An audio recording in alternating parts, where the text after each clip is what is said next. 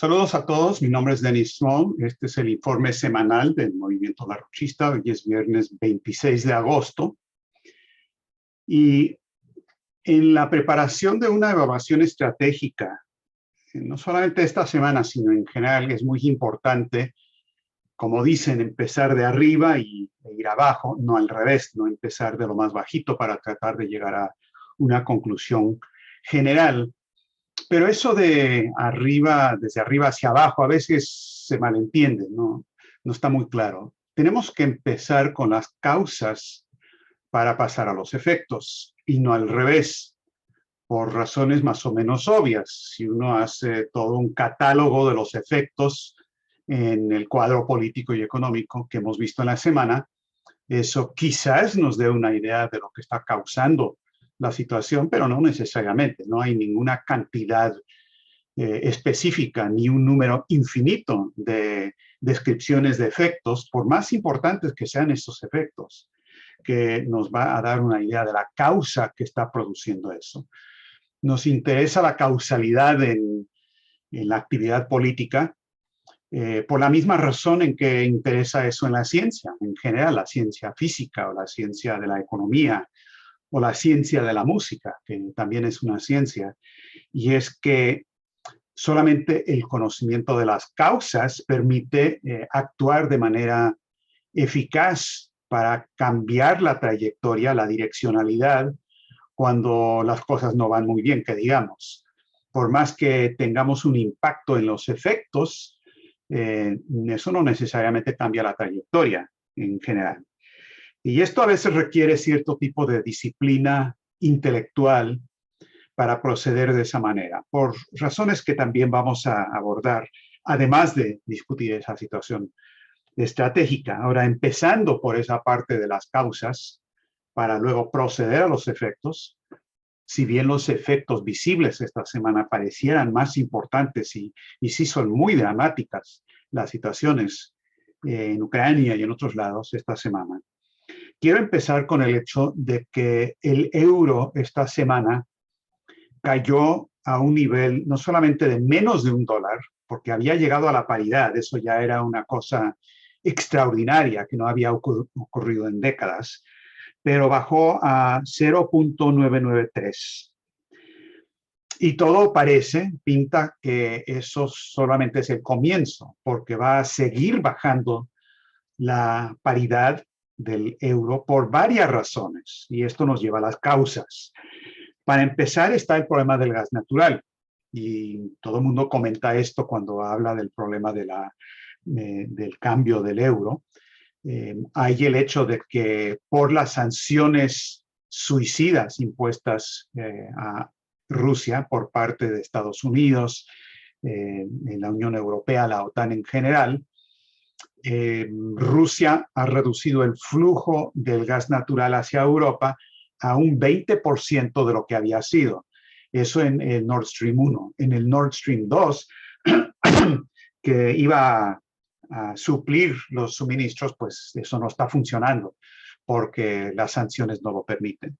Pero ahora va a haber un periodo de cierre total del Nord Stream 1 por 3 días de mantenimiento técnico, empezando el 31 de agosto. Esto provocó un aumento drástico del precio del gas natural en los mercados de la especulación de Ámsterdam. Y además de eso, hay otro hecho muy significativo, y es que el canciller alemán, Scholz, viajó a Canadá, se reunió con Justin Trudeau para, entre otras cosas, tratar de negociar que Canadá exportara cantidades grandes de gas natural licuado a Alemania. Ellos tienen mucho gas natural, pero no tienen mucha capacidad de exportación, por lo menos no en las cantidades que quiere Alemania. Y Justin Trudeau le dijo que no se puede, no es práctico ni es económico por varias razones. Entonces, andan en un problemón con esta situación. Pero la caída del euro no obedece nada más al problema del gas natural y las repercusiones que eso está teniendo en la economía física de Europa, pero también en el caos que está provocando el aumento de las tasas de interés. No solamente tenemos el aumento de hace un mes y pico, de la tasa de la Reserva Federal, no solamente tenemos la proyección de que eso probablemente va a seguir en los meses venideros, sino que hoy se acaba de reunir en Jackson Hole, Wyoming, la reunión anual de los banqueros centrales con ministros de finanzas, banqueros privados. Es una reunión generalmente a puerta cerrada, donde los banqueros del establishment pueden hablar metafórica y también literalmente a calzón quitado. Entonces, para el discurso on the record que dio Powell de la Reserva Federal, él dijo, entre otras cosas, que para parar la inflación, cosa que se tiene que hacer, va a requerir, y esta es una cita, un poco de dolor. Entonces, ya están diciendo claramente, como lo han dicho otros, que aquí va a haber una recesión, mucho más de lo que ya tenemos. Aquí va a haber una caída significativa de la economía física. Esto va a causar dolor, va a causar desempleo y demás. Ahora, no es que esto no esté ocurriendo ya, pero va a haber mucho más. ¿Qué es lo que está ocurriendo? Bueno, Europa está en franca descomposición económica y también política. Por ejemplo, unos datos. En el Reino Unido, el Consejo Sindical Unificado, el TUC por sus iniciales, sus siglas en inglés, anunció que van a exigir un aumento del salario mínimo para que suba de 9.5 libras la hora a 15 libras la hora. Ahora, este es un aumento de más del 50%, pero lo están exigiendo y muy justamente porque la inflación, hay una inflación desbocada, está absolutamente fuera de control. Están pronosticando mínimamente una inflación en el Reino Unido del 18% para fines de año. Y hay amenazas de huelga y todo lo demás. Alemania, algo parecido. Lo del grupo sindical en el Reino Unido es muy importante porque el Partido Laborista, el Partido Laboral del Reino Unido no se ha proclamado a favor de ningún aumento específico y el TUC normalmente va de la mano con el Partido Laboral. Pero aquí se han separado porque no pueden aguantar, no hay condiciones para vivir. Les decía, en Alemania, el secretario general del Partido Socialdemócrata, del SPD, dijo que hay una situación económica tan grave que en Alemania debemos esperar un fenómeno parecido a lo que se vivió y se vive en Francia con los chalecos amarillos, es decir, protestas radicales generalizadas por las condiciones económicas con falta de dirección o dirección muy dividida, es decir, no es un partido, no es un sindicato, es una explosión social. Y en los chalecos amarillos en Francia hay de todo y en Alemania el SPD está diciendo que va a pasar lo mismo en ese país. La compañía más grande de fertilizantes de Alemania, la SKW, acaba de parar la producción. No pueden pagar por los suministros de gas natural requeridos para su actividad económica. Entonces eso cerró. En Italia, el ex primer ministro Tremonti, que siempre ha atacado la economía especulativa, es más, Tremonti en un momento dijo que todo lo que él conoce sobre economía física y la economía en general viene de las discusiones que él tuvo con Lyndon LaRouche. Y eso lo dijo y lo citaron en los periódicos y demás. Tremonti dijo eso. En esta ocasión anunció algo no esperado, que él se va a lanzar de nuevo como candidato al Senado en las próximas elecciones. Y en sus comentarios anunciando que va a lanzarse, dice que el problema central es de la economía y el problema de lo que él llama la mega especulación. Y dice específicamente, el problema del gas natural es el problema del mercado spot especulativo de Ámsterdam y eso no se puede permitir que eso dicte el precio del gas natural. Entonces, como pueden ver, aquí hay una situación económica que va de mal en peor. Es lo que está impulsando la crisis de desintegración del transatlántico en general, del sistema financiero y económico y político del transatlántico, y lo que está, como lo hemos dicho 20 veces, impulsando, incitando, requiriendo que lleguen hasta a una situación de confrontación, de guerra hasta nuclear con Rusia y China. Porque eso es lo que está detrás de lo que pasa en Ucrania. No tiene nada que ver con las razones que normalmente se dicen en la narrativa, como le dicen, sino tiene que ver con algo que empezó décadas atrás, que se vio expresado en el golpe de Estado neofascista del 2014, el Maidán, en Ucrania, y la expansión provocadora, intencionalmente provocadora de Ucrania y de la OTAN hasta la frontera misma de Rusia, y provocó en cierto momento, como ya se sabía que iba a ocurrir, una reacción no solamente comprensible, sino necesaria por parte de Rusia. Es muy posible y se puede decir que la acción de Putin en Ucrania haya prevenido el estallido de una guerra termonuclear. Hay que entender las causas aquí. Por supuesto, uno ve el campo de batalla en Ucrania y es un horror para los ucranianos, para los rusos. La guerra es terrible, pero es muy posible que esta acción militar especial de los rusos haya sido lo que frenó lo que era de otra manera la probabilidad de una guerra termonuclear inmediatamente, porque no le estaban dejando otra opción a Rusia y a Putin sino eso. Y se movieron con algo menos, obviamente, que una guerra termonuclear.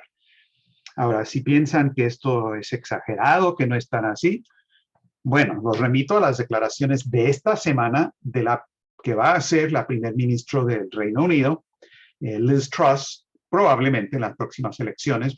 Boris Johnson ya renunció y Liz Truss, que es canciller actualmente, ante una pregunta de un periodista, bueno, pero ¿qué vas a hacer cuando llegues a la 10 Downing Street y tengas el dedo sobre el botón? Esto te debe causar pavor como a cualquier persona.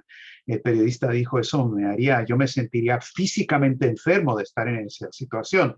Dijo, no te voy a preguntar si usarías ese botón. Sé que nos vas a decir que sí, pero ¿qué sientes? ¿Cómo te sientes ante eso?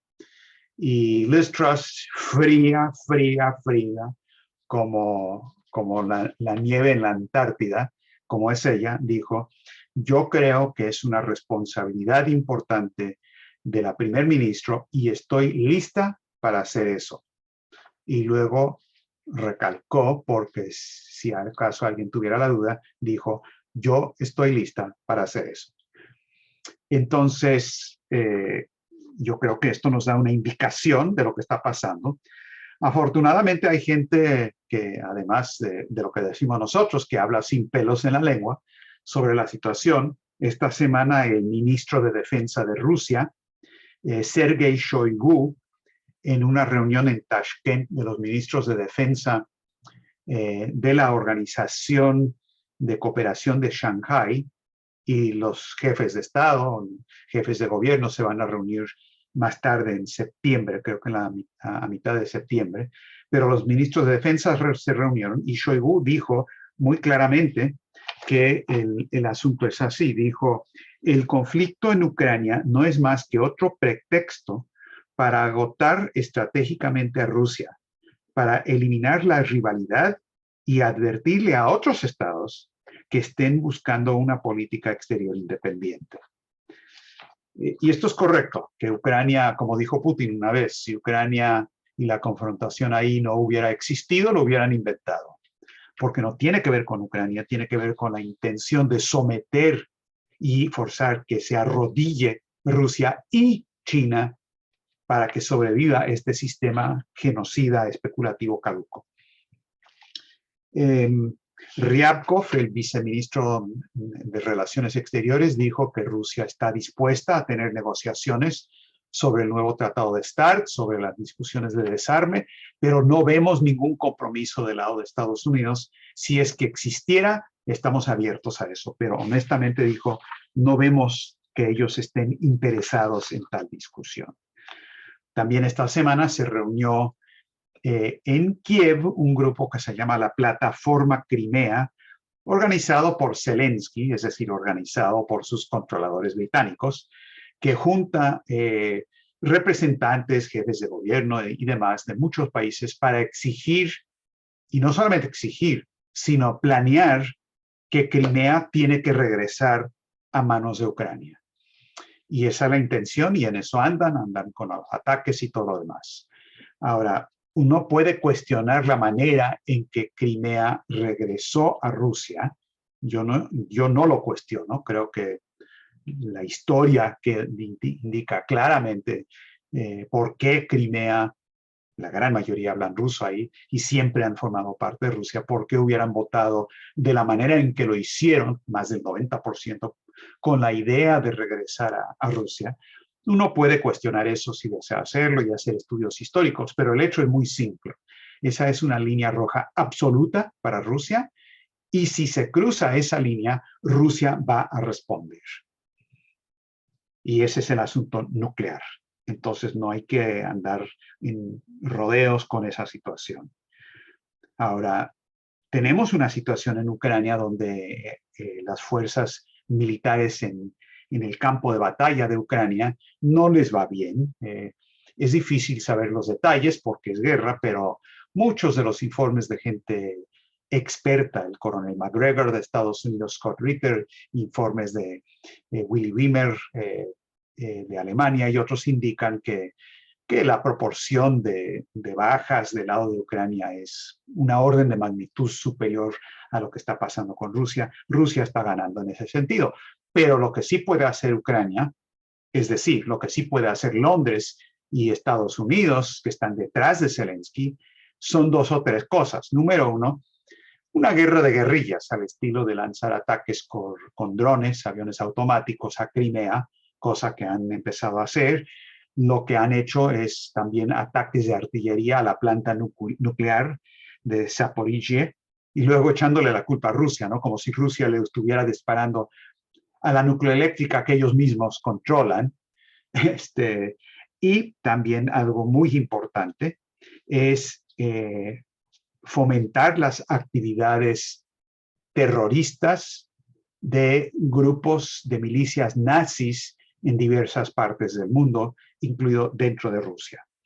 Ahora, esto es muy pertinente que esto esté ocurriendo ahora, y este es el caso del asesinato de la hija de Alexander Dugin, la periodista Daria Dugina, que se ha reportado mucho en los medios. Es muy significativo porque el grupo más conocido de estos paramilitares vinculados a las fuerzas oficiales de Ucrania, el batallón Azov, ahorita hay un juicio en Mariupol, en el este de Ucrania, en el Donbass, tomado por Rusia, de la gente que forman parte de ese batallón y hay mercenarios extranjeros y han cometido crímenes de lesa humanidad, crímenes de guerra y demás. Y van a haber juicios y los rusos están pidiendo y están esperando para que lleguen los observadores internacionales.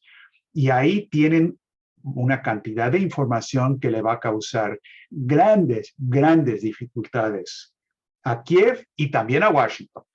Tan es así que Ned Price, el portavoz del Pentágono, ya dijo, perdón, Price ya pasó a la Casa Blanca, ya dijo, no, ese juicio es un juicio ya no es cierto lo que van a decir ahí, está mañado todo eso, todo está mañado y están haciendo excusas nada más. Pero el hecho es que hay información detallada, nosotros hemos publicado mucho de eso, que demuestran la conexión directa de este grupo, el batallón Azov y otros con el SBU, Servicio Secreto de Ucrania, y eso a la vez desde la Segunda Guerra Mundial, con las redes de Stepan Bandera, el aliado directo de Adolfo Hitler, y quienes tomaron control de esas redes después de la guerra, que fue la inteligencia británica y la norteamericana. Y eso es lo que pasa ahí en esa situación. Ahora, esas mismas redes se han activado de manera muy fuerte en estas últimas semanas por lo mismo, porque es una de las únicas cosas que pueden hacer. el gobierno o las autoridades de inteligencia de Rusia, del FSB, anunciaron que ya conocen quién fue la asesina de Daria Dugina, que le puso la bomba al carro. No me acuerdo el nombre, pero está en todos los medios, que es una agente especializada de los servicios de Ucrania, que huyó del país después del asesinato, que se fue a Estonia y ahora está de regreso en Ucrania, y está conectada directamente a estos batallones Azov. Y también dijo Nevencia, el embajador de Rusia ante las Naciones Unidas, que dio un discurso el 23 de agosto ante el Consejo de Seguridad de las Naciones Unidas, donde denunció que Daria Dugina había estado en una lista negra de asesinato de un grupo notorio ucraniano que se llama Mirotverets. Mirotverets, que quiere decir los que mantienen la paz. Y mostró Nevencia una foto de la página de internet de Mirotverets, que tiene la foto de Daria Dugina tachada con una raya.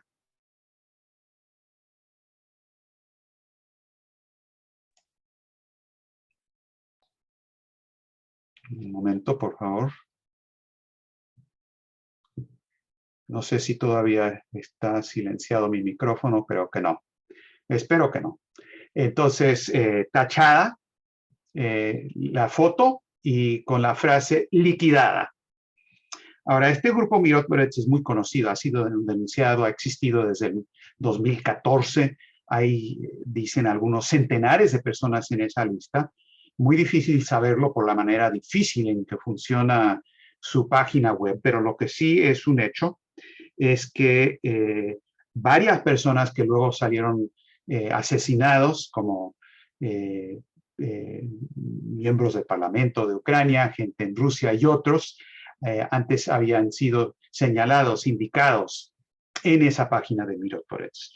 No solamente ellos, sino 4 de los miembros de la lista, los que están en la lista que muchos de ustedes conocen, de la CCD, el Centro para Contrarrestar la Desinformación de Ucrania, que puso en su lista a 71 personas internacionales, entre los cuales estaban más de 30 personas que habían hablado en las conferencias del Instituto Schiller, encabezados por la misma Helga Sepla-Rush.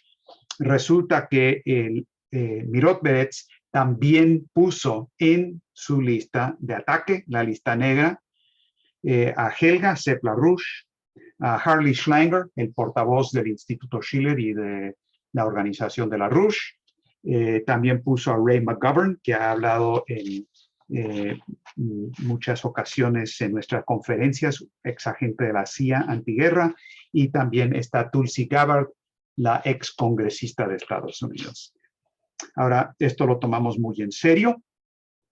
Vamos a presentar mucha documentación internacional sobre quién está detrás de esto, que son los británicos y el Departamento de Estado, y eso lo tenemos no documentado, lo tenemos documentadísimo, y lo vamos a publicar.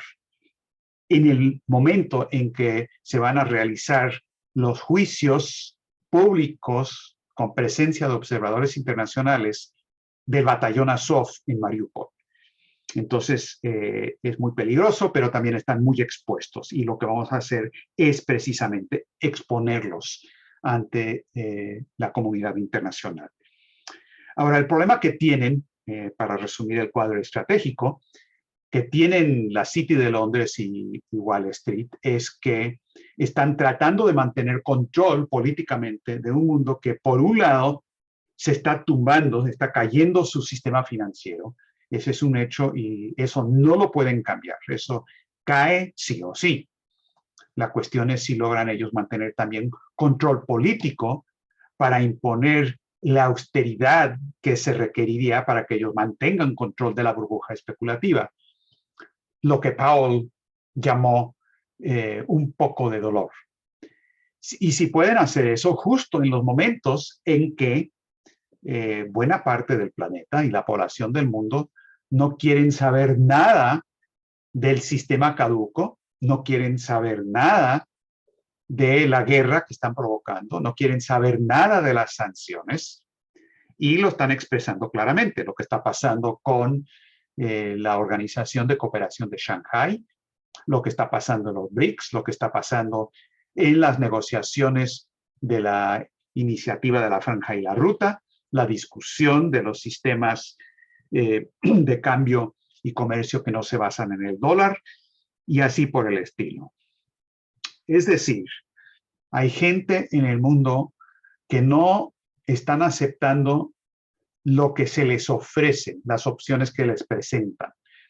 Están pensando fuera de la caja, están pensando en otras opciones. Rechazan las premisas de la pregunta que se les plantea. Y esto en general es una muy buena idea. Por varias razones. Porque la verdadera alternativa está en eso. Lo que está haciendo, por ejemplo, Diane Sawyer como candidata a la luchista al Senado de Nueva York en contra de Chuck Schumer es de primera importancia estratégica. Por eso, entre otras cosas, ella está en la lista de la CCD, aunque hasta ahora no la hemos encontrado en la lista de Mirotberets. Básicamente la diferencia es que las CCD son los que señalan y Mirotberets son los que lanzan los ataques entre ellos o la gente que trabaja con ellos. Entonces la campaña de Sawyer en este momento está funcionando como una voz de la razón en lo que es un desierto de otra manera, lo que es una contracultura y una locura generalizada nacionalmente. Está ocurriendo lo mismo en partes del tercer mundo, está ocurriendo también en Alemania con gente como Willy Wimmer, que les había mencionado, que un funcionario alto del Bundestag, miembro del Parlamento y también del Ministerio de Defensa de Alemania. Y esas voces son extremadamente importantes precisamente porque rechazan las opciones presentadas, no aceptan las premisas de la discusión y más bien plantean otras alternativas nuevas y diferentes. Y en ese sentido, lo que hacen es lo que Miguel de Cervantes Saavedra presenta a manera de un gran ejemplo de epistemología en esa famosa escena de la segunda parte del Quijote, el segundo tomo del Quijote, del capítulo 51, que se llama Del progreso del gobierno de Sancho Panza con otros sucesos tales como buenos. Y cuentas resumidas, ahí Miguel de Cervantes, que se hace pasar de Cide Hamete Benengeli, o no sé, a lo mejor Cide Hamete Benengeli es el que se hace pasar de Cervantes, ustedes decidan eso, pero dice que, pues, como gobernador de la ínsula que le tocó a Sancho, pues le presentan el caso de que en el pueblo en el que está ahí, pues hay un río y hay un puente, y luego hay un árbol con una horca, y el letrero dice que tiene que decir una oración, una frase, el que va a pasar, y si dice la verdad, lo dejan pasar, y si miente, pues ahí mismo lo matan, lo ponen en la horca. Entonces llega claramente un aristotélico, a lo mejor fue Bertrand Russell, no sé, llega y dice, voy a morir en esa horca.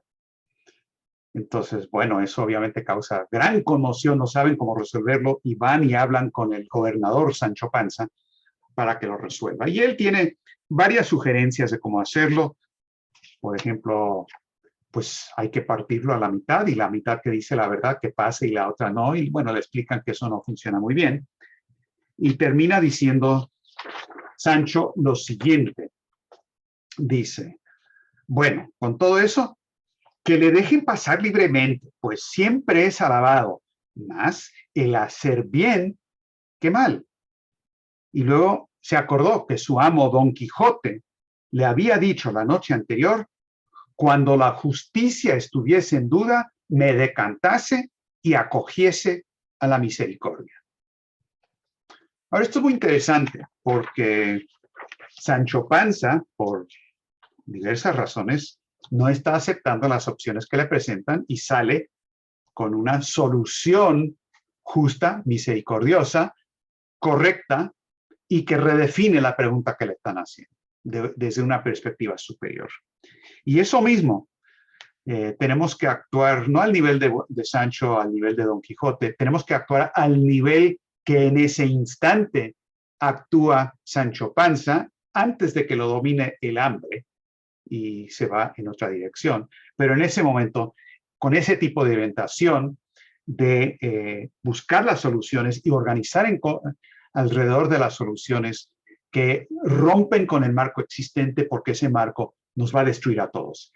Ese es el tema de la conferencia internacional del Instituto Schiller que realizaremos el 10 y el 11 de septiembre con interpretación simultánea al español, al que están invitados y más que invitados todos ustedes. Gracias.